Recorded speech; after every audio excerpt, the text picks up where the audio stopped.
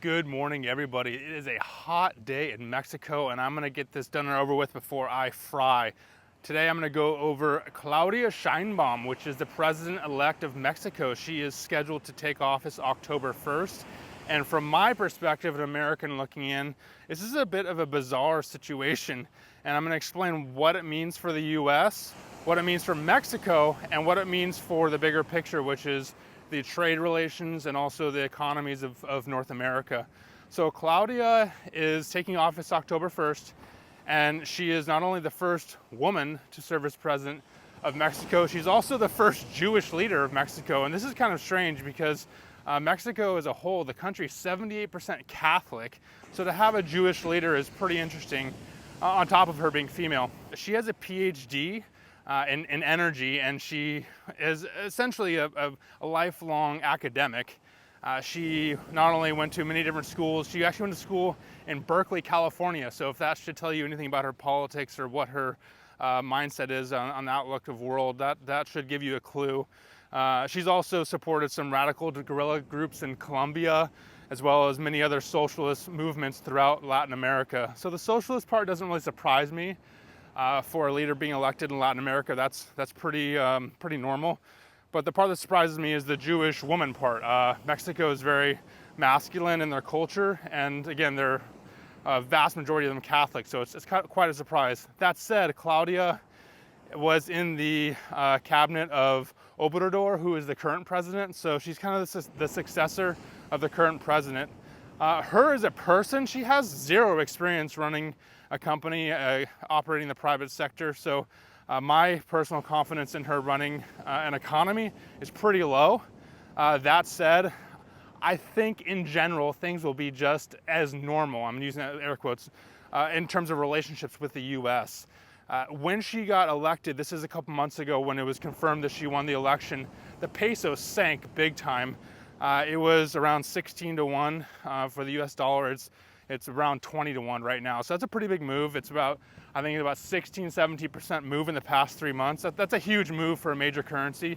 And that is a result of what investors think of her. However, there's a flip side of that. That's actually a good thing for Mexico because a weaker peso will probably help with their exports. And 80% of US or Mexican exports go to the US. So, no matter what Mexico does from a political perspective or who the leader is, they're really dependent on the US for a lot of their economy.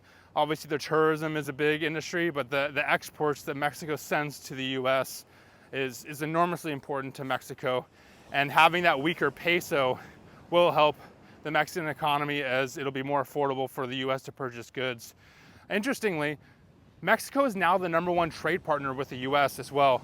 Last year in 2023, Mexico made up 15.2% of the trade in the US, and year to date in 2024, it's up to 16%. So it's actually increasing. And I could see that to continue to happen as the US slows its relations with China and other international partners and increases its relations with Mexico. It makes sense. I mean, we share a border with each other, so it makes sense to have a lot of trade going back and forth. But also, again, it's a geopolitical situation as well. As the U.S. Disengages from China, Mexico will continue to benefit from that. When Claudia takes office October 1st, I don't personally expect much to change with the relations with the U.S. and Mexico. Claudia has mentioned that no matter who gets in office, whether it's Harris or Trump or whoever at the last minute, she's going to try and maintain good relations. I mean, obviously, why would she want to rock the ship? And she also hasn't commented at all on any economic plan or any real plans for the country to change anything, which again, I guess is not a surprise since she's the successor of Obrador, and she's just going to try and run things status quo. A big topic in Mexico and worldwide that she has basically not addressed is the crime issue. Mexico has something like 8 of the top 10 most dangerous cities in the world. And as most people know, the cartel more or less runs the country. In fact, Trump made a comment about how the cartel runs the country a couple weeks ago. And Claudia Sheinbaum, and the only really rebuttal to a U.S. leader or past U.S. leader, she was like, no, that's not true. The cartel does not have the influence. So that was the only thing she pushed back on Trump. Okay, fast forward, what's going to happen in the coming years, assuming Sheinbaum gets elected, and whether it's Harris or Trump that becomes elected in the US, she and the Mexican government are going to do all they can to keep the status quo. When in terms of oil, Mexico exports oil to raw crude to the US to get refined, and then the US exports the refined product back to Mexico, and that trade relation there is about flat. Mexico is a major oil producer, and the relationship there when it comes to oil is very strong and will likely continue to exist because Mexico just doesn't have the infrastructure to refine like the US does. It's mostly run by their state-owned company Pemex, and Pemex has been really a disaster the past several years, horribly mismanaged, serious debt problems. And Sheinbaum actually just announced that she's appointing a new leader of Pemex to address those debt issues. So we'll see how that goes. Regardless, Mexico is an extremely resource-rich country, and their future as it pertains to producing oil and other resources is bright. They have a lot of resources here. Mexico is an importer of US natural gas, and I've talked about natural gas in the past, how it is ridiculously cheap right now. I could see that natural gas imports into Mexico only increasing as the US and Mexico try to increase the relationship and become stronger trade partners. This would be very positive for US natural gas producers and exporters, as it's literally right across the border.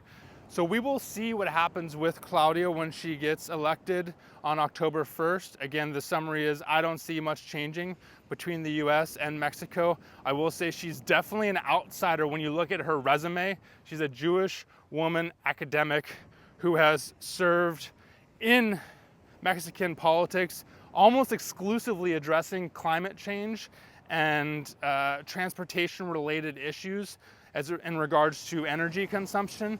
She has not addressed any economic issues, any bilateral trades, any geopolitical crises. She has basically no experience there, but she has served in the Obrador cabinet for quite some time, so I assume she has a pretty strong team of people and advisors who can address a lot of those bigger picture issues.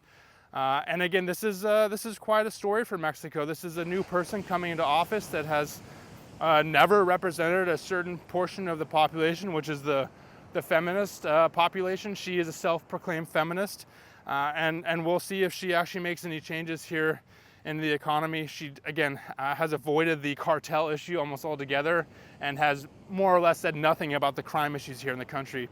That said, it is pretty dang beautiful here. So if you haven't come to Mexico, come down and check it out. And if not, just check this out. All right, see you guys.